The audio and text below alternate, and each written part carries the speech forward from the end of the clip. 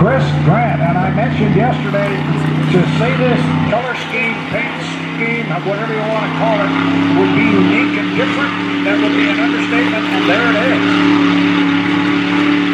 That one should not be too hard to pick up on the water. Chris Grant out on the Ted Jones race course for Heat 2B of our Grand Prix America Heat.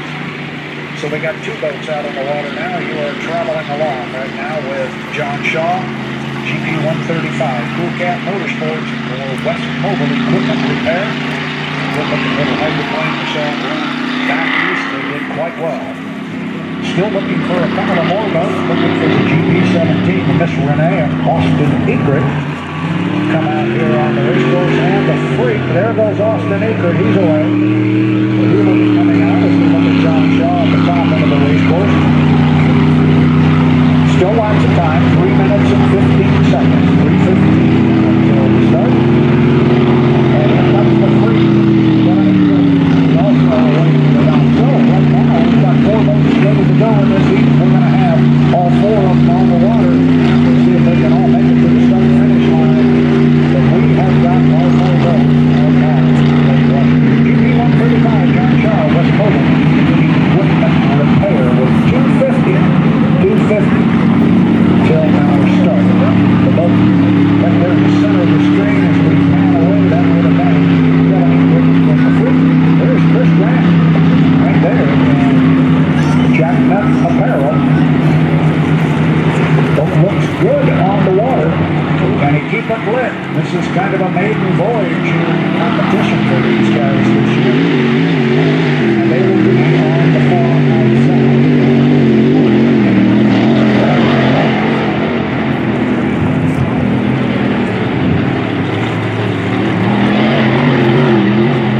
2 minutes, 10 seconds. There you're looking at Austin Egret. GP17, the Miss Renee. Really good looking hydroplane. And this one flat flies. If he can keep it wired together, this kid can really drive. And this boat is a quick one. GP17, Miss Renee, owned by Brian Richards out of Snohomish, Washington, and driven by Austin Egret.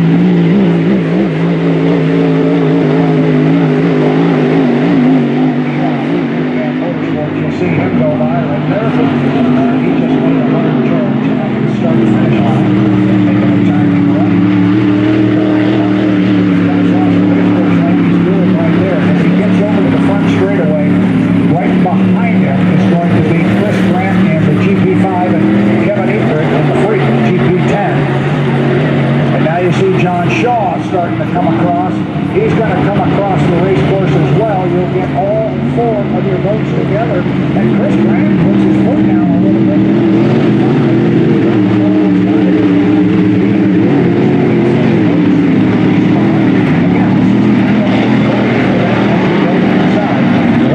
One minute. Start of Grand Prix America. GP 135 is in lane number 1. John Shaw at the wheel. West Mobile Equipment Repair. Lane 2 is going to go to the GP17, Austin Egret and the Miss Renee. Then it's into lane 3, the GP10, the Freak, with Kevin Egret out of Edmonds, Washington, rounding out our 4-boat field. The GP5 is going to be Chris Grant behind the wheel of Jack Nut Apparel. Inside 30 seconds to the start. Inside 30 seconds, inside 25. Now you're going to want to start seeing the boats on the outside start winding it up a little bit. Chris Grant's going to, if he's going to be legal with these guys, he's going to have to come hard on the outside because he's got the longest way to go. So it is Shaw in 1, Egret in 2, Egret in 3. Grant's off the pace inside 10 seconds. Maybe a little early. We're 3, 2, 1. Mark, oh boy, we may have had a good jumper on that one. Not sure if I've got an accurate clock. We will hear it from the officials.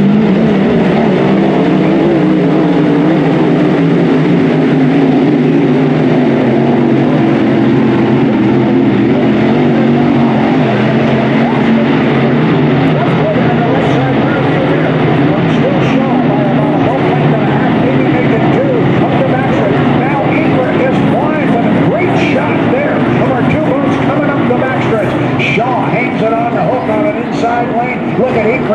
right with it. They're going to be dead even as they get to the exit pin. It's Shaw in 1, Awesome Austin in 2, and now Austin Eckert takes the lead as he flies the 17, the Miss Renee across start-finish line. But the question is, are they legal or we lost John Shaw?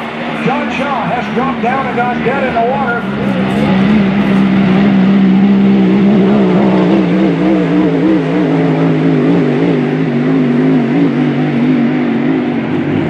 And we are getting preliminary that we have two boats across the line. John Shaw is in the water, and unfortunately, Austin GP17, our leader, and I'm looking at a freeze frame of it right now, our leader is the GP10, the Freak. Unfortunately, your lead boat on the water, the GP10, or excuse me, the GP17, the Miss Renee, has jumped the start. We knew it was close. I think we knew John Shaw had gotten across early, but unfortunately, he had jumped the start. And then it turned out that Austin Eckert had as well. But I'll tell you what's going on a race course right now is Kevin Eckert is out in front. He's our leader. But right now, Chris Grant is staying in his left side gear. He's trying to come up on the inside.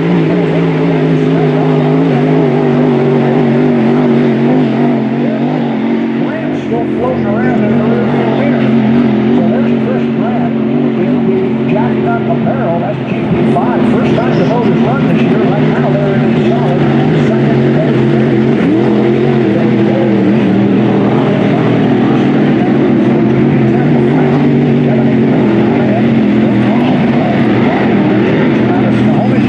They are the leaders going to the backstretch, and Chris Grant is staying tight on the buoy row. You can see there he's trying to move to the inside of Kevin Eckert. I think Kevin knows he's got him covered. If he were to sneak up on him again, there you see Chris. He's kind of coming up on the inside there, but he's still 3 rooster tails behind, so it's not going to make any difference. We just had Austin Eckert come across the line, and is he losing power? If he is, this is, oh, he finished, that's right. He was the lead boat, but he had jumped. Here comes your leader and your winner. It is the GP10, the Freak. It is Kevin Eckert. The big buoys go by, and here comes your second place finisher. This is a surprise, and quite candidly, congratulations to those guys, to Grant Racing and the Jack Nut apparel. Yesterday they couldn't get the boat off the trailer. They finally got it off the trailer. The boat wouldn't start for the heat. They finally get a chance to run, and they come home with a solid second place finish here in Heat 2B. So good stuff right there.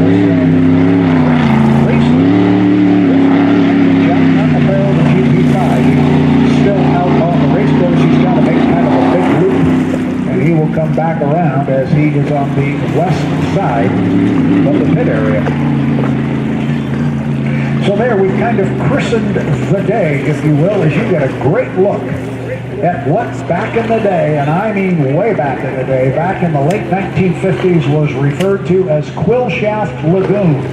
And that was the name given to that little spit of land, which is also the Stanceres Memorial Pit area.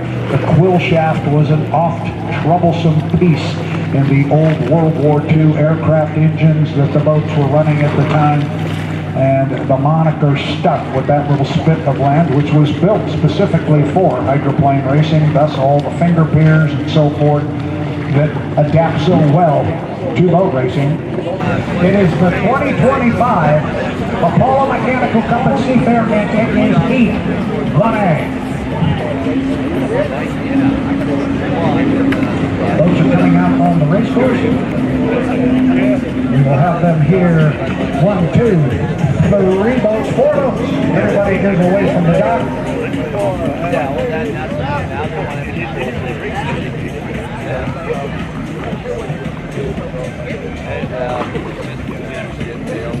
So just a reminder, at a minute 15, they basically stack up behind the cross. They cross the line at a minute 15, and at that point their lanes are determined. But up until that point, they can jostle for lane choice. They can cut the course.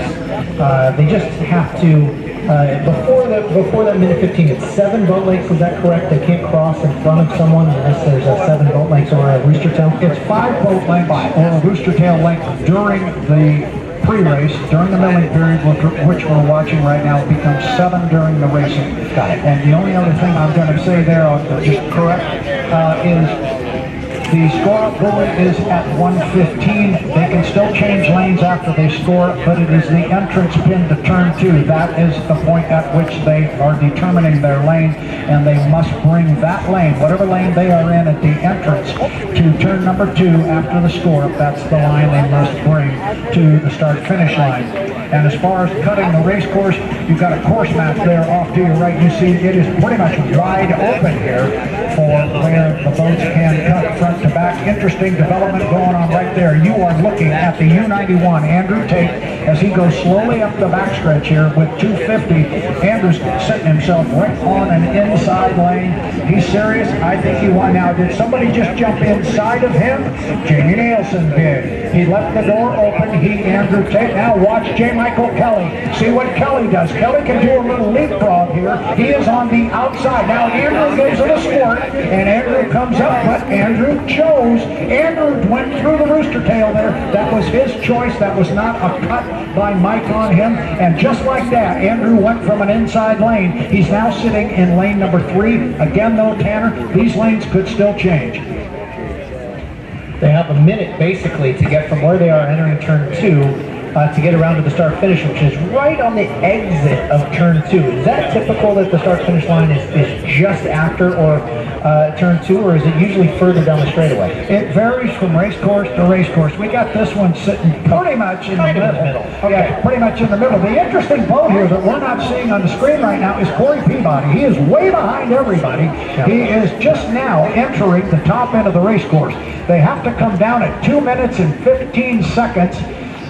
And we are still, 1 minute and 15 seconds. We're at a minute 35, so they're going to come crawling to the line. Watch and see if Corey doesn't do something here. Corey is still at the top end. You see him there on the left side of the screen. And full speed for Corey now. Yeah, now he could bring speed to the line. He could leapfrog all of them. This could be an interesting move. Watch Corey. He's coming up on an inside lane now. He's going to come up inside of Andrew Tate. Tate can't move now because Corey's there, and Andrew just steps up there on a legal score up at a minute 15, and like that, Andrew Tate has been pushed to the far side. That was pretty interesting, Tanner. I'm surprised. I am very surprised that Andrew Tate left the door wide open there for Corey. Well, it's just a determination of how wide you leave the lane. I mean, you have to literally sit on the wake of the boat off to your side in order to make sure it's 100% closed. Pretty much, yeah. You really do. Because somebody can try and squeeze themselves in there, although a lane is defined as 30 feet. 30 feet wide, and of course that is in the eyes of the chief referee because they don't have measuring sticks across the front of the boats. Anyway, 30 seconds. Now it is all about bringing your boat to the start-finish line here as the clock strikes 0. You see Andrew Tate out in front of everybody as we get to 20 seconds. He's going to be the one on the far outside, so he's got the furthest distance to go. Got all 4 boats up there, Tanner. This could be a good start. Yeah. J. Michael Kelly a little bit far behind, but he's trying to build up the speed. We haven't seen Andrew Tate choose the inside line all year, to be honest, and we come down in 5 seconds.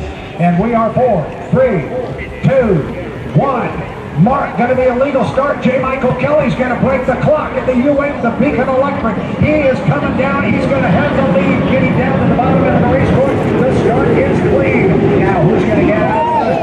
It's J. Michael Kelly. And Corey Peabody got terribly wet down there. I don't know exactly what happened to him. I did not see it. We will go back and check it. But right now, our leader up the backstretch is J. Michael Kelly in the U8, the Beacon Electric. Corey Peabody is down in the first turn. Kelly on an inside lane. He's inside of Andrew Tate. He's still got Jamie Nielsen inside of him, but he's going to have to work on keeping Tate on his right side rear view mirror, Tanner. Great exit at turn 2 for Tate, and this is something he's been doing all season, is getting good clean exits and riding the outside line and just using outright boat speed to catch his competitors. Now they got to be careful of Corey Peabody down there. They've got spotters that are telling them where he is.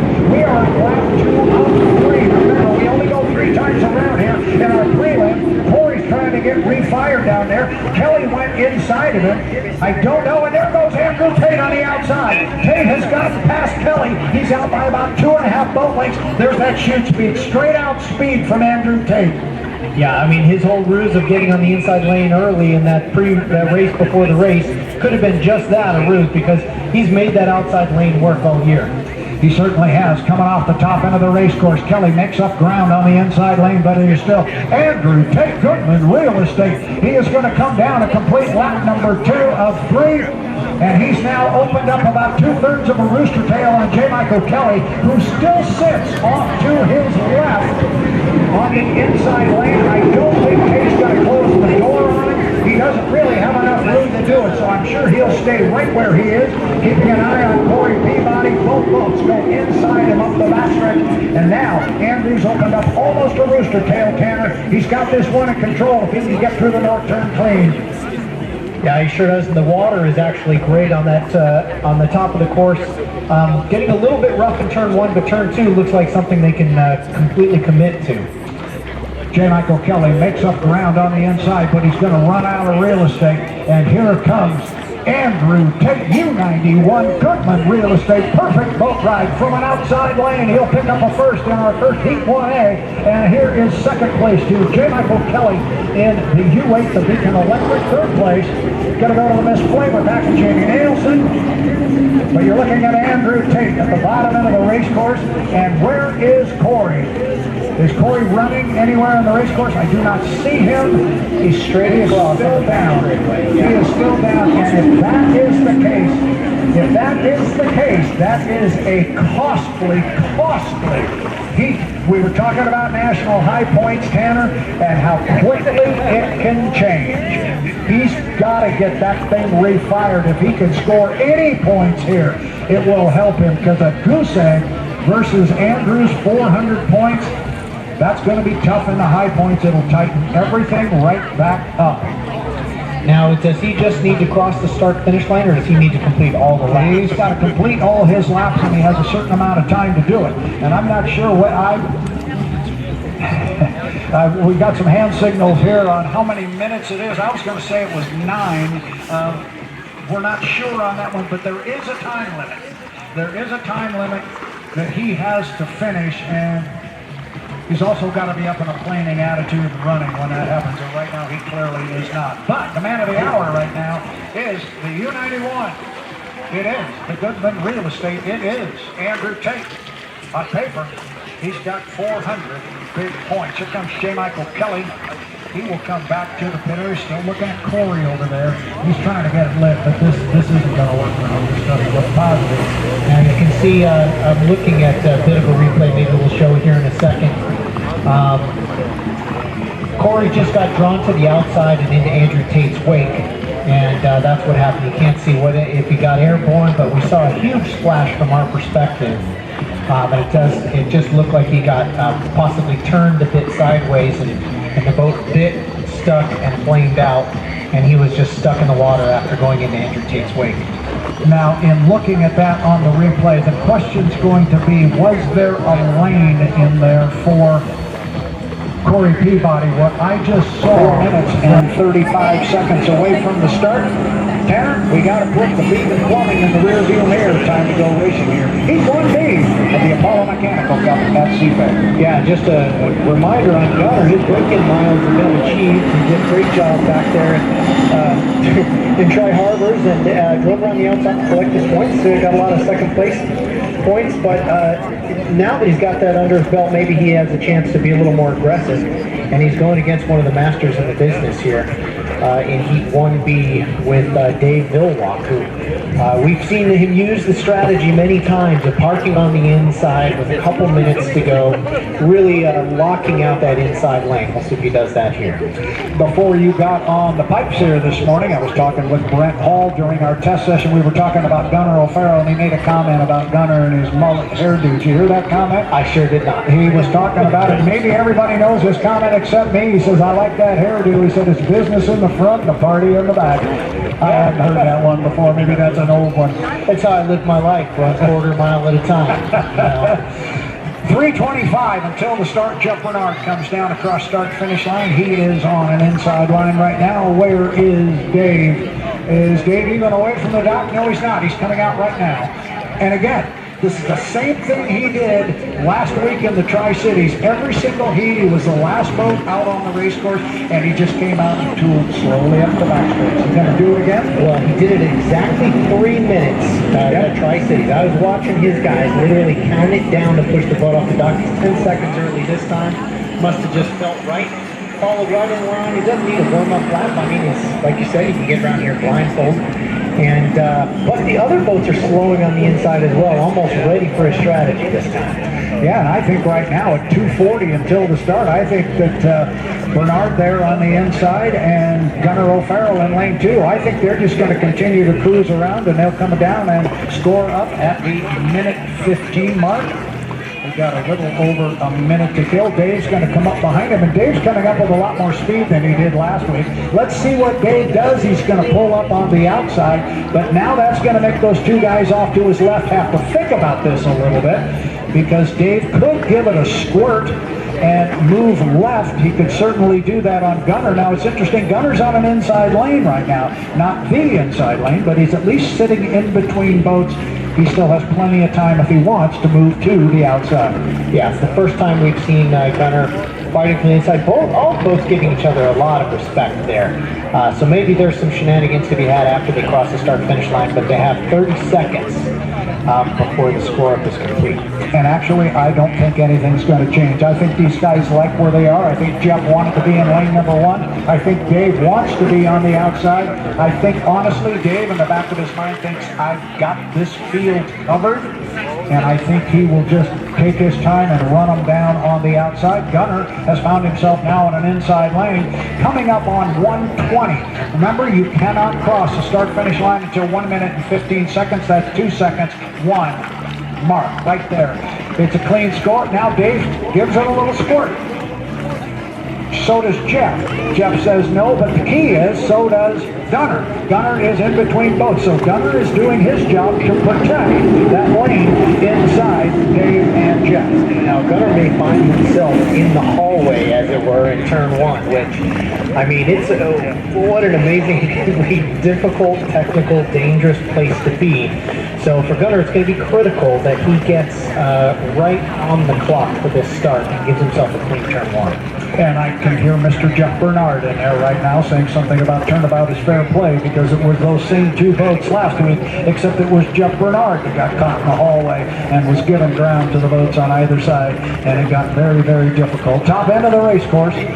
Boats are going to come down. This time we will be racing. The lanes they are in now are the lanes they are going to race in. Going to be Bernard in 1. Going to be Gunnar O'Farrell in lane number 2 on the outside. It is going to be Dave Villwalk. We have lost our clock here. We're inside 15. We're coming up on 10 seconds. In fact, now we're down to 5, 4, 3, 2, 1. Mark, I think it's a clean start, and if our clock was right, but Jeff had to pull back on the throttle, so he didn't have boat speed, and Gunnar and Dave are both going to pull up on it. It's a clean start down to the lower corner. Jeff Bernard's going to come out with a 3 or 4 boat length lead, but he's got Gunnar and Dave right in that right side rear view mirror. Gunnar survived that first turn. Dave is just teeing it up now, trying to add that boat speed. Sure enough, Dave on the outside of Gunnar's made the pass. Gunner's going to have to shoot through the hallway in turn 2. But Jeff extending his lead coming into turn 2 after the first lap. Yeah, careful, Gunnar. You're back there going to be in the hallway, and Gunnar is sticking his nose in there. But Jeff Bernard showing some serious speed here. There's Dave. Where's Gunnar? There he is. Lots of lane space up there. Dave has gotten around Gunnar, and he's going to set sail for Jeff Bernard. Jeff does not want to give this position up. This is going to be good. Gunnar is dropping back. Jeff's got about 2/3 of a rooster tail, but he's got a right side mirror full of Dave Villwalk, Candace. Well, at this point, Dave is probably so close to cutting all the way into lane 2. Gunnar doing a great job of hugging the inside. Actually, Gunnar crosses over. Is he looking for the inside lane? He sure is. But Jeff still extended, well, holding his lead. Dave is really chasing him down, actually. He certainly is, but Jeff Bernard, he is no stranger to this position. He knows what to do. Watch how the line changes as he goes through this corner. Is he going to stay tight? Is he going to go wide? Jeff is going to go wide. He's going to make Dave run a big course up there at the top end. They're going to come down and put lap number 2 of 3 in the books. And it is Jeff Bernard, and he's going to have to hold off Dave for one more lap. And right now, he's over the water. He's got a rooster tail and a half. Yeah, he sure is, and he did exactly what you said. He started out tight and pushed Dave wide in the last one, and that cost Dave probably 5 boat lengths. I'm not sure he's got enough to make up for it, and he's doing the same thing at the top of the course. Yeah, he is doing the same thing. It's called hiding the buoys. When you get a guy on your hip like that, they can't see the buoys. They can't see him, so they've got to drive off your arc. He's got radio guys trying to tell him, and I think the radio guys just told Dave, let him go. This is the final lap there at the top end. It seemed like Dave pulled his foot a little bit, and now he has definitely dropped back. Jeff Bernard, here's a surprise in our Heat 1B. Jeff Bernard, the former T6 Budweiser, after a tough weekend last weekend on the Columbia River, opens up with a bang here, and on the water, he has got a first place finish. Wow, how about that one? Well, I'm starting to feel a little bit like bad luck. I had picked Jeff Bernard last weekend for the pick the prop, and he broke 2 props. Yeah, which I think might be a world record. I wanted a GP boat planted 8-1, and now he's not my pick, and he's winning the heat. So yeah, we might have to get with the stat man here and find out who picked him and picked the prop. Who picked U12? Oh, is that? Oh, you did? I did. I've got him. Now we're just losing money standing here. Tough sport. Tough sport. So remember, our finish order is only as it is on the water. They have to go through tech inspection. However, our officials have told us the racing, Tanner, this is really important, the racing was clean on the water, so there's not going to be any on the water infractions. The only thing we have to wait now for is the tech truck. This is a big change within H1 Unlimited last year. We are starting to get very quick information from the chief referee that the racing is clean on the water, meaning once you hear about tech inspection, that is your official winner. So how about that, Jeff Bernard? Yeah, that's great. And, you know, Dave, he did seem like he had the speed to run him down after the first lap. But as soon as he did exactly like you said he would, and pushed him a little bit wide, that was that. So Brad has literally just taken his headset up and walked away. We're going to take a break here as we look at Jeff Bernard make his way back to the dock.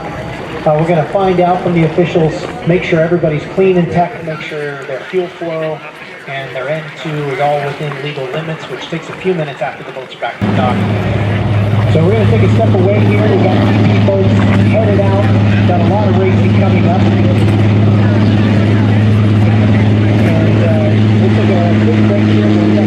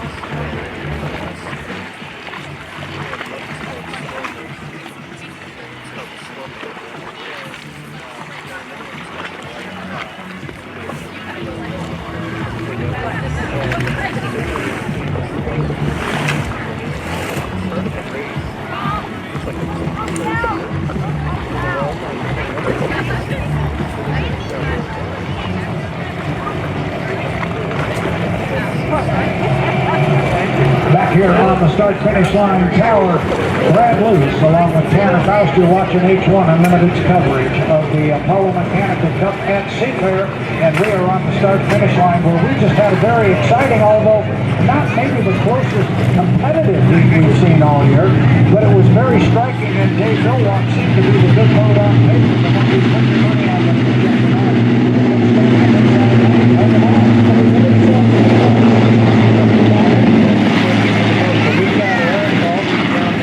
to talk to the heat winner, Jeff Bernard. Jeff, congratulations on that performance. Your first heat victory since San Diego of 2022. What was the main ingredient in piecing that one together? Just get lane one. We tested qualified grade this morning. Our qualifying was just a smidge over, so we knew we had a good boat. We were right around the 150 range. Get lane one, obviously with Apollo out there and Gunner, they were fast last weekend. So just getting a good start position, but thank you, Rob Graham, Trucking, and this whole team. We've been just busting our butts for 5 months, and then when Pop came off, man, a long week, so it just feels good. Does it make this performance even sweeter? Yeah. To say the least. Well, congratulations, Jeff. We look forward to seeing you out there in GPs. Thank you. Does it get much better than that? You work your tail off and suddenly you find yourself a little emotional. It shows you, I mean, we got the vintage boats cruising by, so it's a little bit loud, but it just gives you an idea of how hard each one of these heats is. They're incredibly valuable from a point standpoint, but I mean, usually it's one of these.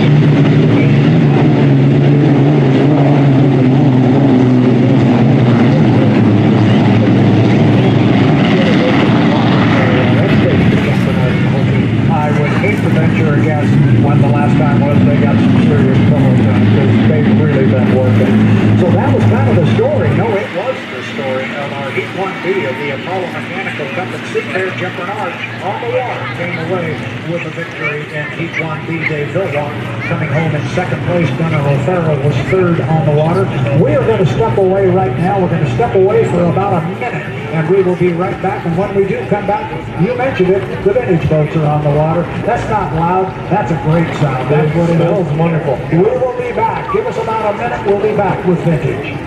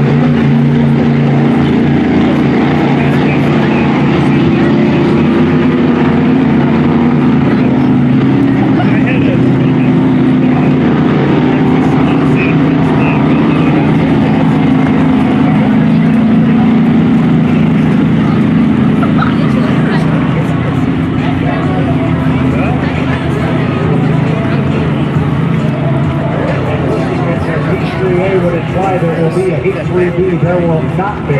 We have had two of our Grand Prix teams that have scratched from this heat only, and that is the GP5 of Grant Racing and the GP135 of Cool Cap Motorsports. They have both scratched for this heat, so instead of running two smaller heats, we've got all 5 boats that are remaining right now out on the water, and they are going to run in our Heat 3A. Coming up on 2 minutes until the start. 2 minutes until the start. The heat, here's the key. The key to this heat is on the far outside. Boat number 17, Miss Renee. They're going to be in lane number 4.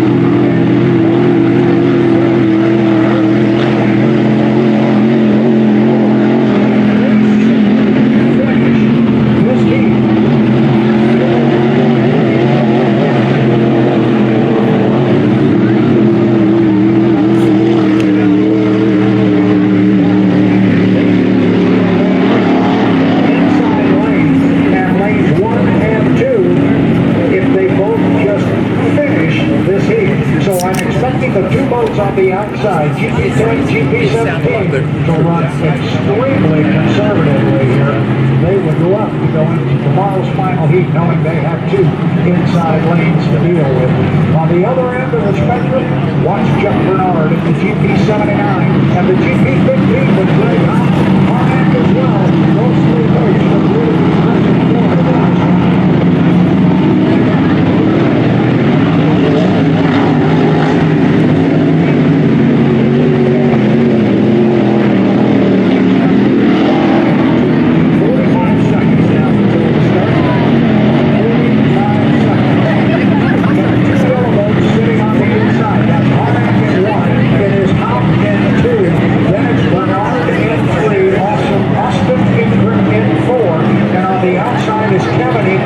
Again, those 2 boats on the outside lane, if they just finish, they will be lanes 1 and 2 for tomorrow's final heat. But Bernard, so he's fighting for lane 3, the one he's sitting in right now. That's the best he can do if those guys finish for the final. Top end of the race course inside 15 seconds, coming up on 10 seconds, and now it's that time to charge to the line. We are coming up on 5, 4, 3, 2, 1, mark.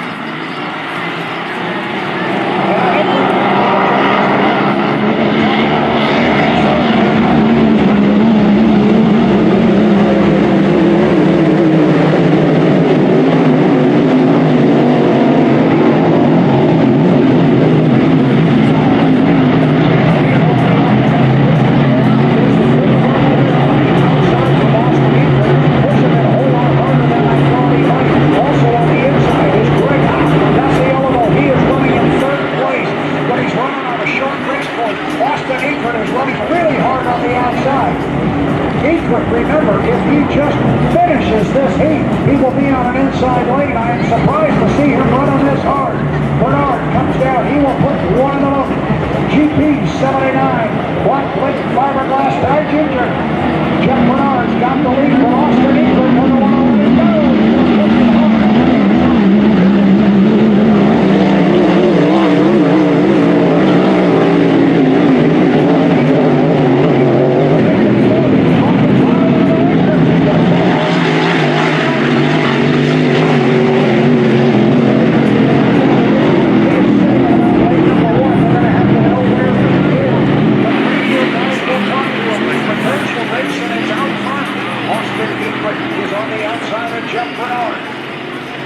Bernard's got about 5 boat lengths here as they come off the top end of the raceboard. Again, surprised to see Equit running this hard. Bernard comes down, he goes inside Harnack, so does Equit. And now Bernard's opened it up a little bit, but watch Awesome Austin. He will keep his foot in it, and he will keep trying to push on Jeff Bernard.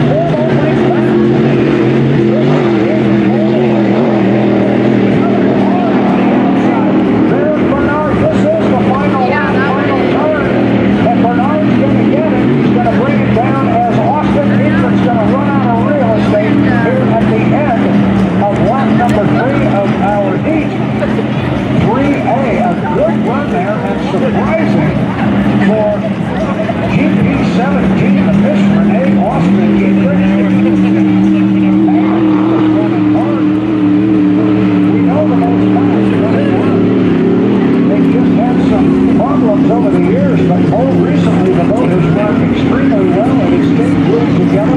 Greg Hoff will come home in 3rd position. And here comes the guy who just earned himself an inside lane. That is GP10, Kevin Akron. He comes home in 4th place, but remember, if he was to just finish, he would get himself at one of the 2 inside lanes for the final heat tomorrow. So a good race there, and surprising to see Austin Eagle push it as hard as he did. And he definitely let Jeff Bernard know he